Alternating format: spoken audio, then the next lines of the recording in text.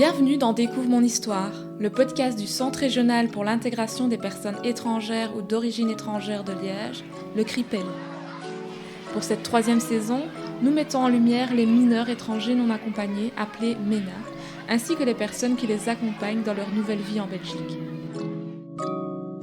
Dans cet épisode, nous parlerons des opportunités d'insertion socio-professionnelle des MENA grâce au projet Duo. Vous entendrez le témoignage de Patrick, mentor chez Duo for a Job. Un mentor est une personne de plus de 50 ans qui s'engage auprès d'un jeune appelé mentee pour l'aider à évoluer dans son projet professionnel. Ce témoignage sera suivi d'un échange avec Christa Ndigumana, directrice adjointe de l'antenne bruxelloise de Duo for a Job, qui nous en dira plus sur l'association.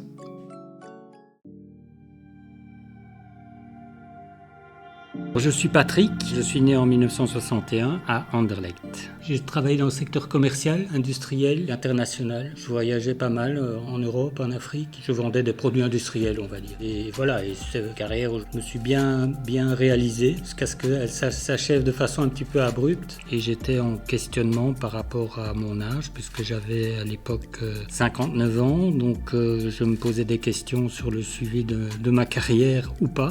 Et j'ai regardé la manière dont je pouvais me challenger autrement. J'ai découvert Duo for a Job par l'entremise d'un ami qui est lui-même mentor ici. Je me suis dit, en tout cas, ça fait sens à ce moment-ci de ma vie de me lancer dans cette aventure pour pouvoir passer le relais par rapport à des personnes qui sont non seulement beaucoup plus jeunes en début de carrière, mais qui en plus ont un certain nombre de difficultés inhérentes à leur situation. Je suis quelqu'un qui fonctionne de façon un petit peu intuitive, donc voilà, j'avais surtout de la curiosité en fait de me dire voilà, voyons comment ça va se passer. Le projet était parlant pour moi. On a la chance de vivre ici dans une société où ce genre de projet peut prendre place et servir par rapport à toute cette multiculturalité. Voilà, et au fur et à mesure des expériences que j'ai eues, je me suis rendu compte de choses dans lesquelles j'arrivais à m'exprimer, à avoir une discussion, parler, coacher, faire en sorte que le mentee se rende compte de son potentiel, de sa valeur et l'encourager. Je pense que chaque mentor fonctionne à sa manière, j'ai envie de dire. L'idée, c'est de rentrer en contact direct, de prendre le temps de faire ce contact. Donc de ne pas commencer directement à dire allez montre-moi ton CV, on va retravailler ça, mais vraiment de rentrer en douceur, je dirais en contact l'un avec l'autre, de voir petit à petit ce qu'on peut se dire. Et donc ça c'est vraiment quelque chose sur lequel Duo a mis l'accent depuis le début. Prenez le temps et faites-le de façon progressive, sans forcer, sans essayer de savoir, de connaître à tout prix l'histoire dans ses détails. Donc l'idée c'est de voir effectivement quelles sont les attentes, quelle est la demande et quelle est la situation du mentee d'une façon générale. Trouver un job ou une formation pour avoir un job ultérieurement. Ça peut être des demandes plus concrètes aussi, plus sociales, plus liées à de l'administratif. L'idée c'est de se voir ou de se parler une fois par semaine. Ça peut se faire ici ou ça peut se faire ailleurs. On évite de le faire à domicile, que ce soit chez lui ou chez moi. Je lui demande d'une façon générale comment s'est passée sa semaine depuis la dernière fois où on s'est vu.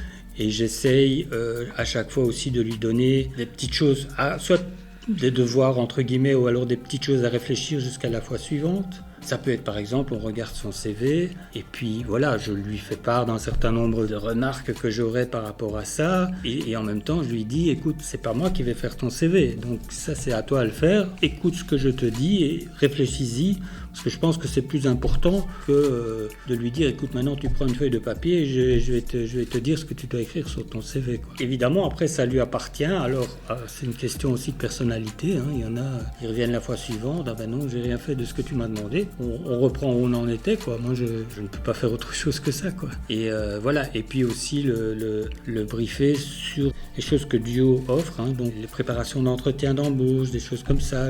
L'inviter à s'intégrer, je dirais, dans toute l'organisation de Duo en dehors de moi, parce que mine de rien, ça dure 6 mois. Ça passe quand même assez vite, quoi. Et au bout des 6 mois, c'est terminé. Ce que je trouve très chouette avec Duo, c'est que voilà, ils font en sorte de matcher les duos. Voilà. Et moi, en ce qui me concerne, j'ai plutôt fait la demande de suivre des mentees qui sont en recherche de projets professionnels, d'emploi ou de formation, avec déjà une petite idée dans quoi ils veulent aller, mais pas nécessairement un universitaire pointu qui arrive en Belgique et qui ne sait pas comment faire pour trouver un job dans sa fonction. Donc à ce jour, j'ai eu l'occasion de suivre plusieurs mentees. L'un d'entre eux était un MENA, originaire du Tchad, prénommé Ibrahim. Pour le moment, je pense qu'il doit avoir 21 ans. Ça fait maintenant déjà 2 ans, je pense, que j'ai eu ce duo avec lui.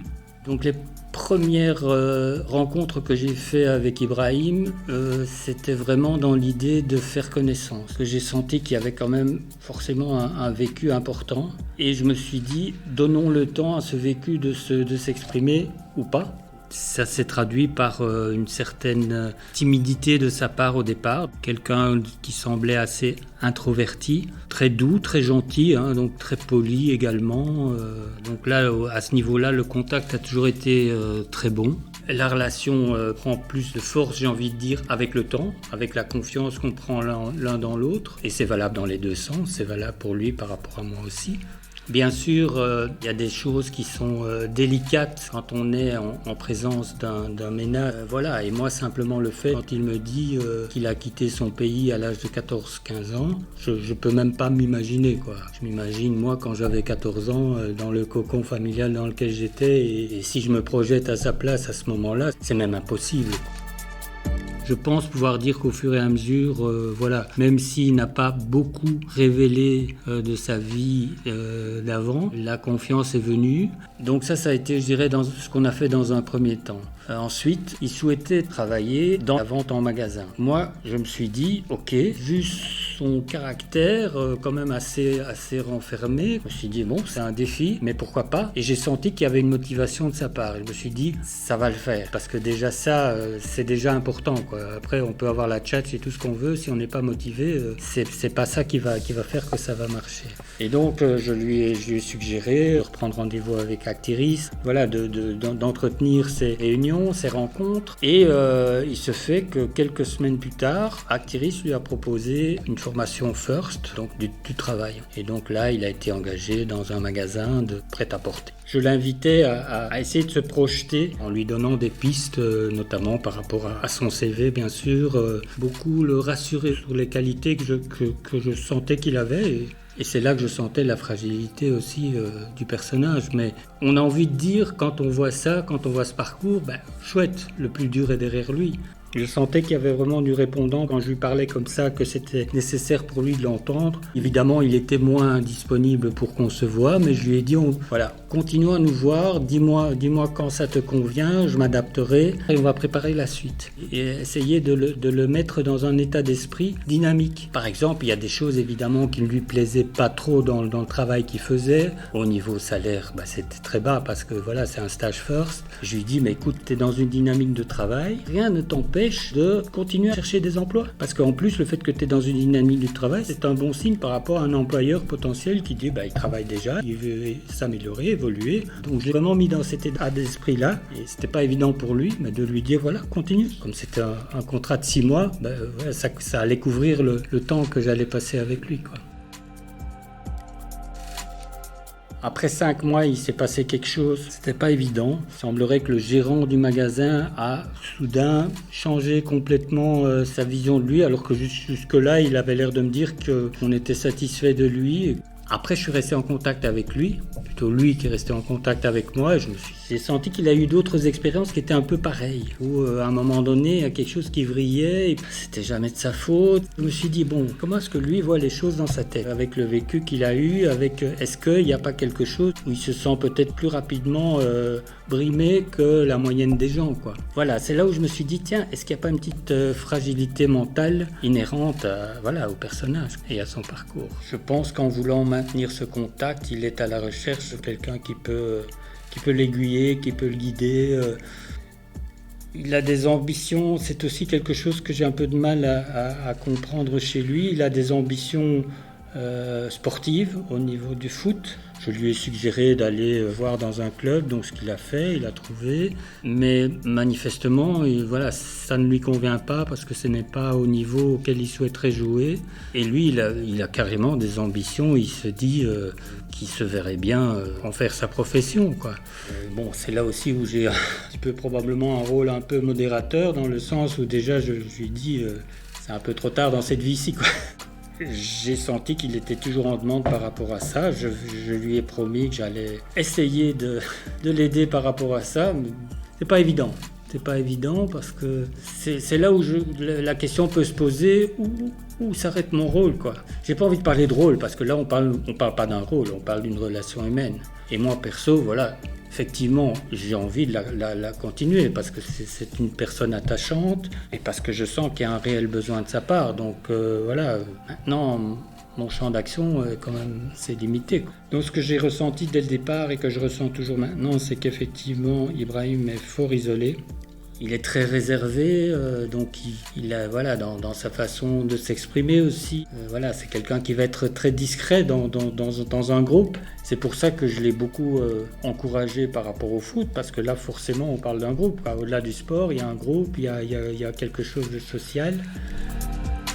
Devenir mentor, c'est très personnel, mais à partir du moment où on sent soit une certaine sensibilité par rapport à ce genre de situation, par rapport au simple fait de pouvoir aider à porter sa petite pierre à des jeunes qui sont en demande, qui sont en recherche et qui souvent ils ont pour eux la motivation. Ça c'est important et déjà rien que ça donne envie de les aider. Et puis moi j'ai envie de dire, ne pas se poser trop de questions, se dire voilà, si je sens d'avoir envie de me lancer dans l'aventure, allons-y et puis voilà, on verra ce que ça donne. Moi de toute façon je peux donner ce que j'ai en moi, voilà, et puis après c'est une rencontre et il y a toujours quelque chose de positif à en tirer. En tout cas moi c'est chaque fois les expériences que j'en ai eues. Alors dans le cas d'Ibrahim, effectivement il y a peut-être, j'ai envie de dire, une couche en plus par rapport à sa situation, donc où je sens moins de structure, moins d'assurance, moins de repères. Le côté aussi, comme je l'ai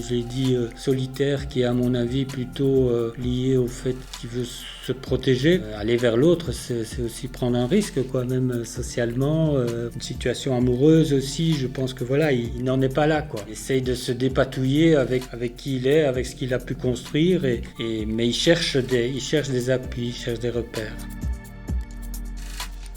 Quelqu'un d'autre qui était ici aussi mentor chez Duo, mais qui a un autre job aussi pour aider à trouver des jobs dans une autre association, et il continue à le voir lui. Donc ça, je me dis, au moins là, il y a quelque chose au niveau professionnel où il peut avoir déjà un suivi, mais je sens qu'il est en demande de plus. Jusqu'ici, ça m'a bien sûr apporté quelque chose au niveau humain. Ça a concrétisé, j'ai envie de dire, des images qu'on peut se faire qui sont parfois un petit peu floues, des réfugiés ou des personnes voilà, qui ne sont pas nées ici, qui transitent et qui essayent de se trouver une nouvelle vie ailleurs. Moi, ça me faisait me poser beaucoup de questions. Et parmi ces questions-là, il y avait qu'est-ce que moi je pourrais faire par rapport à ça, quoi. Et donc là, effectivement, ça a été une de mes motivations importantes de joindre Duo, c'est de me dire, ok, là, il y a quelque chose de concret à mon petit niveau, parce que voilà, j'espère apporter quelque chose, quoi. Faisons en sorte que ça fonctionne, et plus on fait en sorte que ça fonctionne, moins ceux qui vont essayer de diviser ça auront de prise, quoi. Bonjour, Christane Digoumana, vous êtes directrice adjointe de l'antenne bruxelloise de Duo for a Job. Merci d'avoir accepté cette interview. Pour commencer, pouvez-vous nous expliquer concrètement comment se déroule l'accompagnement à l'insertion socio-professionnelle chez Duo for a Job? Donc notre mission, c'est de mettre en contact, en lien des jeunes issus d'immigration avec des bénévoles de plus de 50 ans qui les aident pendant 6 mois pour avancer dans leur projet professionnel. On organise d'abord des sessions d'information, autant pour les bénévoles de plus de 50 ans qu'on appelle mentors et les jeunes issus d'immigration qu'on appelle mentees. Ensuite, s'il y a de l'intérêt de leur côté de participer au programme, eh bien on les invite pour un entretien individuel pendant 1 heure à peu près, on fait connaissance avec eux et avec elles pour pouvoir un peu prendre connaissance de leur parcours, de leur vision aussi de leur trajet en mentorat, de leurs besoins, de leurs attentes, de leur personnalité. Et puis après ça, il y a une petite étape supplémentaire pour les futurs mentors qui est celle de suivre une formation de 4 jours, une formation pendant laquelle ils apprennent à développer autant des compétences techniques de recherche d'emploi, aussi de connaître un peu le paysage institutionnel local, de qui fait quoi en matière d'aide à l'emploi, mais aussi des compétences plutôt humaines et relationnelles, comme développer ou stimuler l'écoute active, comme faire attention à ses biais en matière d'interculturalité et de aussi déconstruire un petit peu les préjugés qu'on peut avoir sur les questions de migration, d'immigration en Belgique aussi, de remettre un petit peu des chiffres, des faits sur ces questions-là. Et voilà, surtout de mettre vraiment l'accent sur les compétences humaines pour pouvoir faire de l'accompagnement aussi en duo. Et puis une fois que les mentors sont formés, ils sont prêts à être mis en duo avec les jeunes qu'on accompagne chez Duo. Et donc, sur base des profils des jeunes, de leurs besoins et de ce qu'ils nous ont exprimé, on les met en duo. On fait ce qu'on appelle une session matching pendant laquelle les coordinateurs, coordinatrices de Duo analysent les profils des jeunes et essayent d'identifier les mentors qui pourraient être les plus adaptés pour pouvoir les accompagner. Et puis une fois que cette session matching a eu lieu, pour s'assurer que les matchings parfaits sur papier soient aussi des bons matchings humainement, on organise des premières rencontres. Les premières rencontres, ce sont des moments où donc les mentors et mentees se rencontrent pour une première fois et où on voit si de l'affinité entre humains est là aussi. Et une fois qu'on a reçu les feux verts des deux côtés, c'est là qu'ils sont lancés officiellement en duo pendant 6 mois. Et donc pendant 6 mois, ils vont se rencontrer une fois par semaine pour une session de travail par semaine, pendant lesquelles ils vont pouvoir retravailler le projet professionnel, les outils de recherche d'emploi, les techniques de recherche d'emploi aussi, les compétences qui sont nécessaires aussi pour pouvoir s'insérer au mieux sur le marché de l'emploi. Et puis effectivement, postuler ensemble, et puis travailler sur des projets à court terme, à moyen terme et à plus long terme. Que se passe-t-il à la fin des 6 mois ? Et à la fin des 6 mois, on organise ce qu'on appelle une clôture officielle. Donc c'est un petit moment d'évaluation avec le mentor, le mentee et le ou la coordinatrice de duo. Après, il faut savoir que officieusement, il y a beaucoup de duos qui restent en contact les uns avec les autres et qui continuent encore à se tenir au courant et à travailler parfois ensemble parce que c'est juste le moment où on commence à postuler, on commence à recevoir des réponses, donc ils continuent à travailler un petit peu ensemble. Ou alors juste humainement rester en contact et puis parce qu'il y a des affinités, il y a des belles amitiés qui naissent et donc voilà. Donc ça, c'est comme ça que commence l'histoire et le trajet en duo.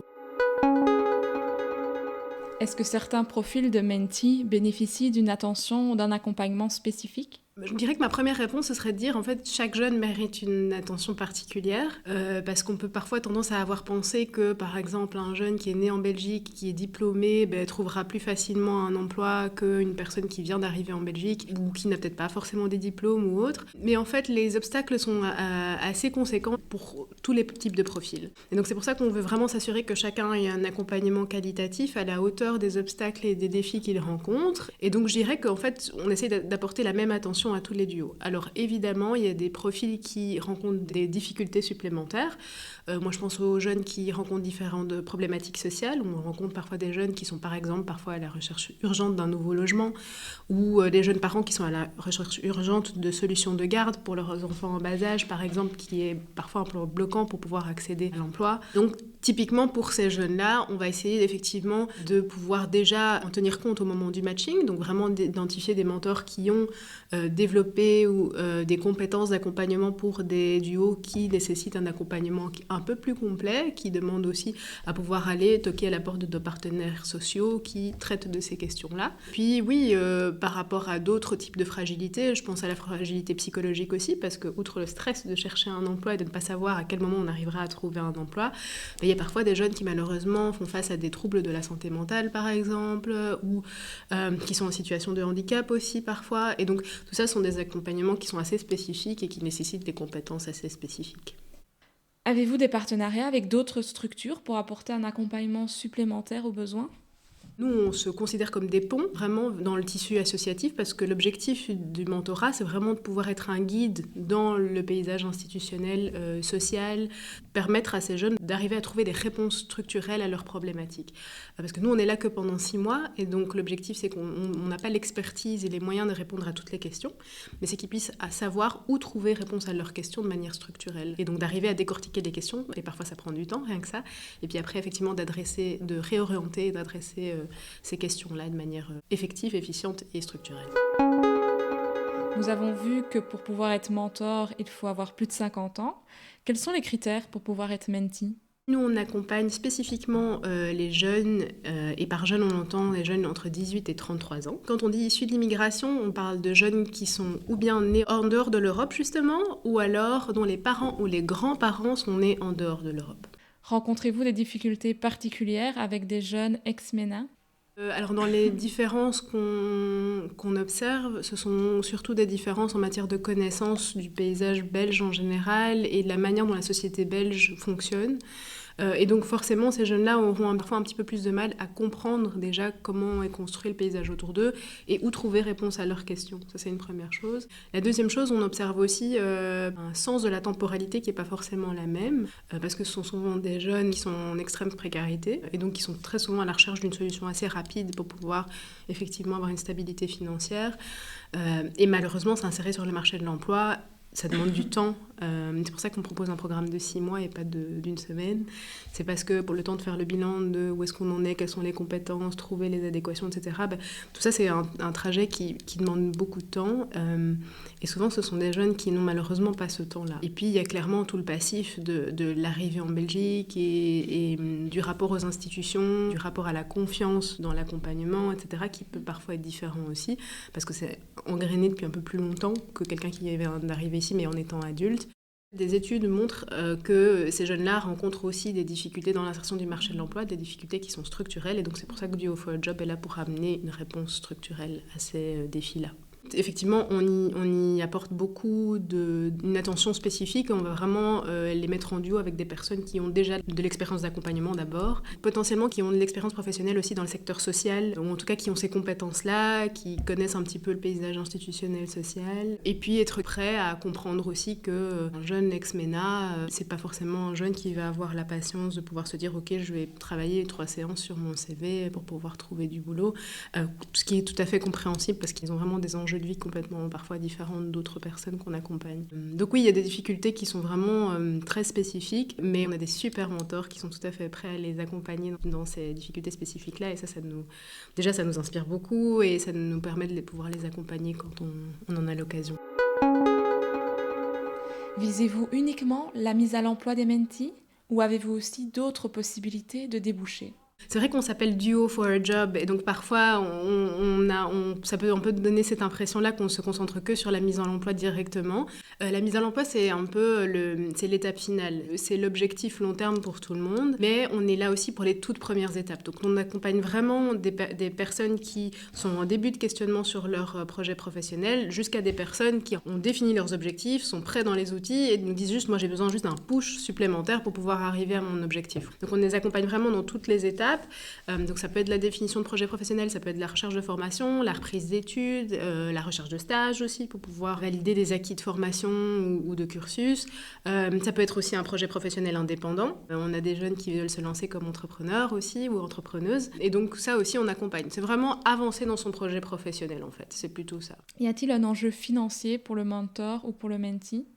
Alors nous, on est un programme qui est vraiment basé sur le volontariat et sur la gratuité. Donc tous nos mentors sont bénévoles et donc ne reçoivent aucun défraiement et donc c'est encore plus louable de leur part parce qu'ils sont vraiment là et ne perçoivent rien. Mais pour les jeunes aussi, c'est complètement gratuit et au sein de l'association, on fait en sorte de chercher les moyens pour pouvoir équiper les duos, donc leur mettre des ressources à disposition. Et on a heureusement des partenaires, que ce soit publics ou privés, qui nous soutiennent pour ça. Cela vous arrive-t-il de refuser certains mentors ou mentees ? Ça arrive, mais plutôt sur des questions d'organisation pratique, je dirais, parce qu'en fait, déjà, on a une formule qui est assez spécifique, donc il faut voir aussi si le programme, comme il existe, convient aux attentes. Donc parfois, on parlait des jeunes qui sont très très pressés de trouver une solution urgente à l'emploi. Pour cela, très souvent, il y a le « Ah oui, ok, je sais que vous existez, mais maintenant, là, j'ai besoin d'une réponse urgente, donc je vais plutôt aller me tourner vers une agence intérim pour pouvoir trouver une mission urgente. » Et souvent, après, ils reviennent par la suite, quand il y a un peu plus de stabilité, par exemple. Donc nous, proactivement, on ne refuse personne, mais on a des conditions de participation dont on a parlé tout à l'heure, voir s'il y a un match entre ce qu'on propose en termes de programme, les attentes de l'autre côté, et puis aussi, pratiquement parlant, est-ce que la personne est bien disponible pendant 6 mois pour rencontrer quelqu'un une fois par semaine. Concrètement, si demain je souhaite devenir mentor, quelle démarche dois-je effectuer ? Très concrètement, pour devenir mentor, en fait, il faut juste aller sur notre site web www.duoforajob.be Et puis, cliquez sur je veux devenir mentor. Et alors là, on propose des sessions d'information assez régulièrement en fonction de l'endroit où vous voulez accompagner. Et puis voilà, il y a un petit formulaire à remplir avec vos coordonnées. Et puis, on vous invite à une session d'information. On a 4 premiers jours de formation. Et puis, c'est vraiment une session de travail une fois par semaine pendant les 6 mois. Sachant qu'évidemment, c'est tout à fait OK de partir en vacances une semaine ou deux, ou d'être malade aussi une semaine ou deux, des deux côtés, bien sûr. Mais c'est un peu ça, en termes de disponibilité qu'on recherche, quoi. Et donc, toutes les forces vives sont bienvenues. Donc, si vous connaissez des personnes qui ont envie de s'investir comme mentor, notamment à Charleroi et à Liège, à Bruxelles aussi, on est toujours ouvert à l'arrivée de nouveaux mentors. C'est moins une problématique à Bruxelles. Et pour les jeunes, on a toujours de la place pour accompagner des nouveaux jeunes dans le programme. Donc, vraiment, bienvenue, quoi. Où peut-on vous retrouver ? À Charleroi, et alors je sais qu'à Charleroi, nos collègues accompagnent à Charleroi même, mais c'est aussi un peu Brabant Wallon et dans les environs, et à Liège et Verviers, et alors à Bruxelles aussi. Aujourd'hui, Duo for a Job, ça représente combien d'accompagnements ? Je peux vous dire qu'on a accompagné plus de 1000 duos en Belgique, dans toute la Belgique, donc avec nos antennes en Flandre aussi, en 2024. Donc je crois que c'est 1087 duos, si je ne me trompe pas. Et voilà, on espère en accompagner autant, voire un peu plus cette année aussi.